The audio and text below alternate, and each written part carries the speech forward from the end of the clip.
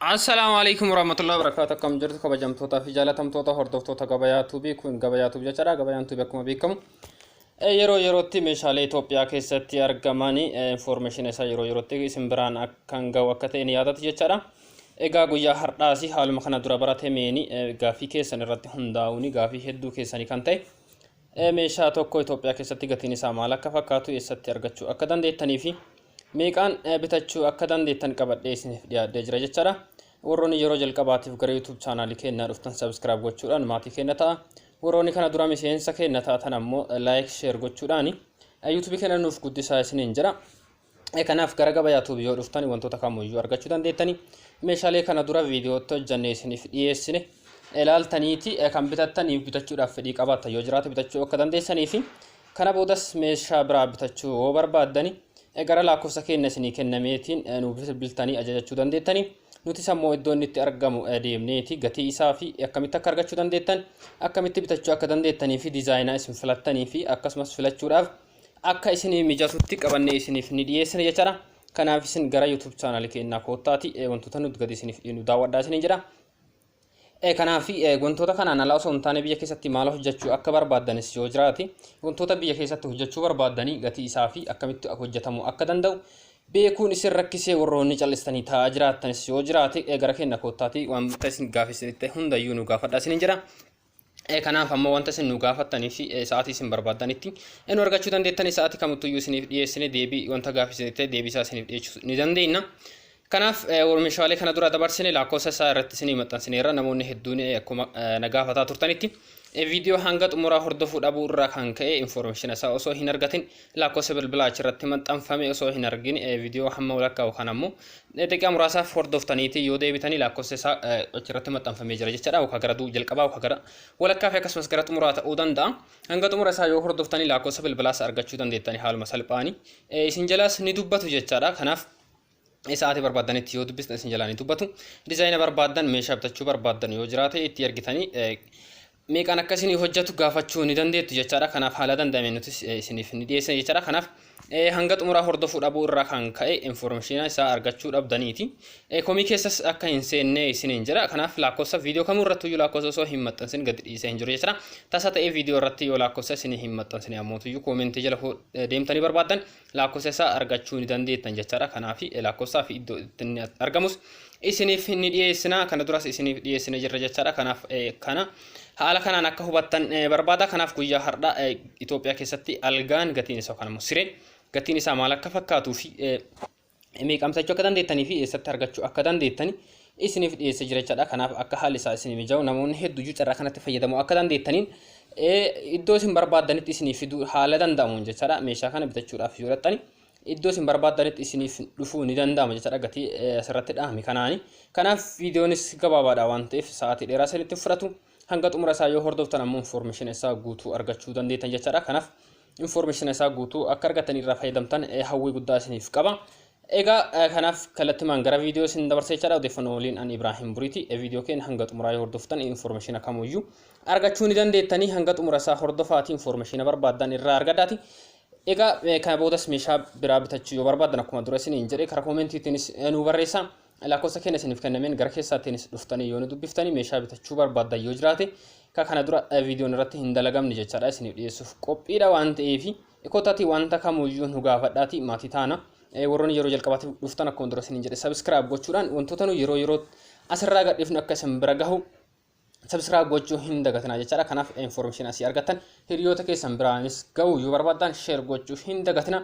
Namni tokko al tokko ol subscribe gochuu carraa akka hin qabne asumaan isin hubachiisa jechaadha. Yeroo tokko subscribe gootanii yoo jiraatan irra deebitanii subscribe gochuun akka hin dandeenye beekuu qabdanii. Kanaaf al takka qofa subscribe godhuu qabdanii. Subscribe dura gootanii lammaffaa deebitanii yoo irratti cuqaastan akkuma kilik gootanii deebi'ee irraa bada jechaadha. Kanaaf kanas achumaan akka hubattan isin jedha. Amma kallattimaan gara viidiyootti isin dabarsa. Viidiyoo daawwadhaati. Wanta barbaachisu asirraa hubadhaa. Akkuma dura isin jenne meeshaa margaa jirtan kana algaawwan diizaayina baay'ee bareedatuu fi lakkoofsaanis baay'ee ta'antu farnichara kana keessa jira. Kanaaf takka isaatiin isin biraan gaha gatii isaatii fi diizaayina isaallee isin biraan gaha jechuudha. Kanaaf akka xumura qophii keenyaa akka dura isin jedhe waliin turaa isin jira. Egaa obboleessa keenyaa akkuma argaa jirru meeshaa kana gatii isaa natti hin ta'e jechaadha. bal'inni isaa yookaan ammoo dheerinni isaa meetira meeqa isaan?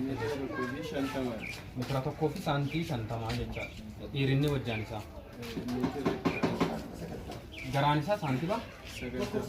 Tokkoo saantiba 90 jechaadha garaan isaa. Muka MDF muka jedhamu irraa kan tolfame meeshaa baay'ee tokko bareeda jechaadha. Farnichara wantoota akka biifee fi algaa hojjetamuu fi meeshaan MDF nunni jedhamu kun akka inni beekuttis meeshaa baay'ee tokko muka baay'ee tokko filatamaadha jechaadha. Kanaaf isa kana akka amma jiru kanatti bitachuudhaaf yoo dhufani meeqaan gurguruu dandeettan meeqaan argachuu danda'an meeshaa kana isin bira dhufan? Bira dhufanii koomadiinoo dabaa wajjin 15,000. Koomadiinoo dagalii kanaa fi dagalii isaanii hin qaban jechaadha. Kuma meeqa? 15,000. Kuma 15 jechaadha meeshaa baay'ee tokko bareeda. Akkuma argaa jirtan gara mataa fi gara boraatiin baay'ee tokko dheerata jechaadha. As biratti wanta baay'ee tokko nama ajaa'ibu koomadiinoo qaba jechaadha. As birattis keessa kana waan barbaadan kaachuu danda'a jechaadha. Abbaan icciitii isaatiin gama lamaan qaba. Gama kanaanis kunis akka kanaatti banama kunis akka amma argaa jirtan kanatti banama jechaadha. Wanta baay'ee tokko bareeda. Akka argaa jirtan kanatti gatii amma inni isiniin jedhe kanaani dhuftanii bitachuu dandeettan jechaadha. Wanti isin beekuu qabdan bakka isin jirtanitti fageenya hedduu deemaniiti isinii geessuu danda'an jechaadha. Gatiin isaas baay'ee tokko bareeda. Kanaaf ammas diizaayina biraa itti isinnee tumaani garri miila jalaa isaa kun kan jecha ammaa hidhamee hin jiru waan ta'eef miila isaati kun addumatti illee mataa qofa. Mataa qofa. Kanaaf bifa kana fakkaata gama biraatiinis diizaayinoota garaagaraatu jira akkuma dura isiniin jedhee kan amma argaa jirtan kunis jira. Egaa akkuma amma meeshaa sanii kun ammoo bal'inni isaa meetiraan gaba garaan isaa akkana jechaadha. Tokko saantima 20. Kunin tokkoof saantima 20 jechaadha. Wajjaan kun ammoo tuyyuu akkuma kaaniiti jechaadha. Meetira tokkoo fi saantima 50 jechaadha. 90. Sadarkaa isa kan eeggate meeshaa baay'ee tokko bareeda. Akkuma amma argaa jirtan muka MDF sanumarraa kan dalagame jechaadha. Meeshaa baay'ee tokko bareeda. Akka argaa jirtan kanatti firaashaa waliinis bitachuu ni danda'ama jechaadha. Kanaaf inni kun gatiin isaa meeqa? Kun gatiin isaa birrii 6,500 gurgurama. Birrii 6,500. 500. Sababiin kana gochuufis maamila keenya waan horachuu barbaadu. Maamila baay'ee waan barbaadaniif gatii madaalaa waan akka isaanis hin miidhamne isinii gurguruu danda'an jechaadha. Firaashaa waliin bitachuu barbaadan firaasha kana waliin. Firaashni ammoo birrii 4,000. Firaashni wanti jira firaasha kaaffeedhaan.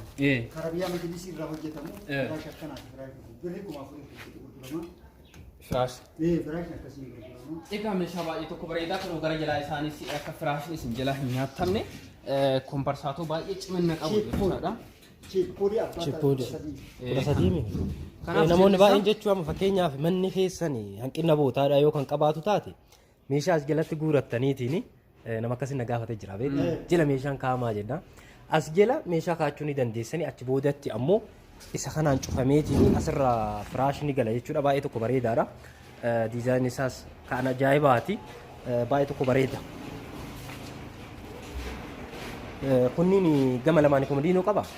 Hin qabuumi kunniin yoo itti dabalachuu.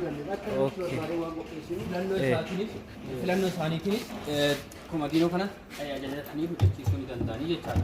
Kanaan qarshii kumaadha isheeni algaa barbaaddan wajjin tokkos taatee lamas yoo barbaaddani mallaqa isaaniitiin itti dabalachuu ni danda'an jechuudha. Kun akkuma jedhame hin jiru waan kamiyyuu ni keessummeessu. Algaan kun baay'ee tokko bareedaadha. Inni dura laalle sunniin koomadiinoo gama lamaaniyyuu ni qaba. Sunniin ni qaba kunniin ammoo hin qabu. Ajajaan itti dabalachuudha ni dandeessani. Algaa baay'ee tokko bareedaadha. Mana kanatti maamila horachuudhaaf gatii kana kan gurguramaati jiru. Kunoo meeqa? Kuni birrii 7,500. Okay, kuni 7,500 dha. Mukni irraa hojjetamu hundinuu tokko jechuudha. MDF ta'ee MDF sadarkaa qaba. Takkaffaa lammaffaa jedhanii abbaa 6 abbaa 3 abbaa 18 kan jedhu jira. Jedhamu haala kanaan hojjetama. Haala kanaan hojjetama. Kanaaf gatiin isaas wanna'edha. Kuni baay'ee tokko bareedaadha. Dheerinni kanaan wal maqixa jechuudha. Bal'inni fi dheerinni kanaan wal qixaadha. 7,500 dha. Halluun isaa akkuma argitan kanaadha.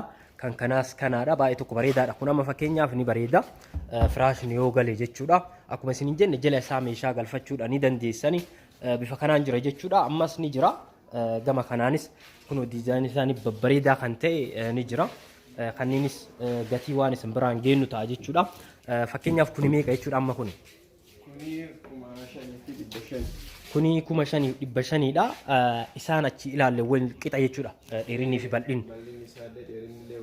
Kuni komodiinoon qabu akkuma sanitti itti ajajachuu ni danda'an jechuudha. Okay, baay'ee tokko bareedaadha. Diizaan isaa kana fakkaata. Kan inni keessaa filachuudha dandeessanii waan isin ajaa'ibu bakka barbaadan isin geessuu dandeessu jechuudha. Bakka isin fakkeenyaaf Shaashamanneedha kan jirru naannoo Shaashamannee bakka kamiyyuu isin geessuudha danda'anii garuu ammoo isin dhiyaattanii karaa kamiinuu yoo haa ta'u isaanis ta'eetiin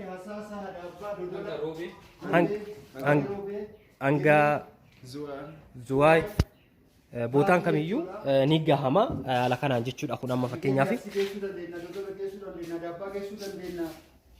Ajjee geessuu dandeenya haga alaabaa geessuu hin dandeenye.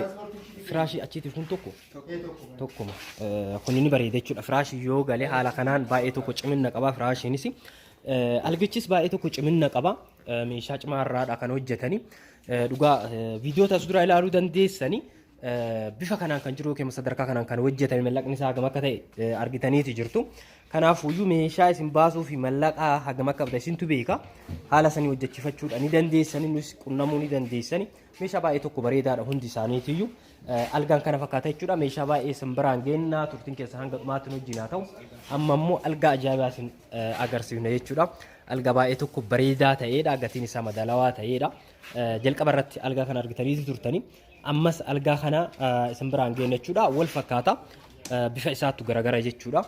Bifni isaa gargaraa ta'u malee hojiin isaas gargaraadha. Fakkeenyaaf kun amma meetira meeqaan jira kun? Tokkoof saantii 50dha. Komodiinoo lama qaba jechuudha kun. Tokko qabaa kun. Komodiinoo tokko qabaa gatiin isaa meeqa? Kun gatiin isaa qarshii 17,000dha. Baay'ee tokko bareedaadha. Algaa ajaa'ibaati akkuma asirratti argaa jirtan baay'ee tokko bareeda. Kanaafuyyuu kan algaa kana barbaaddanii qarshii 17,000 argachuu ni dandeessanii bakka barbaaddan isiniif geessina. Isin kan sirraa eegamu mallaqa keessan qopheeffachuu fi nu ajajuu qofaadha. Warraanis ta'e nus yoo qunnamtan warras yoo qunnamtanii meeshaa kana argachuudhaan ni dandeessanii. Algaan kana fakkaata jechuudha. Algaa baay'ee tokko bareedaadha. Kan adda isin biraan gahaati jirru hanga